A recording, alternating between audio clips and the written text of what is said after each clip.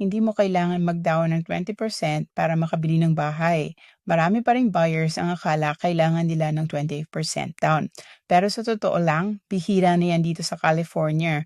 May mga loan programs na pwedeng magbigay ng option sa qualified buyers na simula sa 3% hanggang 7% down. Depende sa eligibility at guidelines ng lender. Kaya relax ka lang, kaya-kaya mo yan.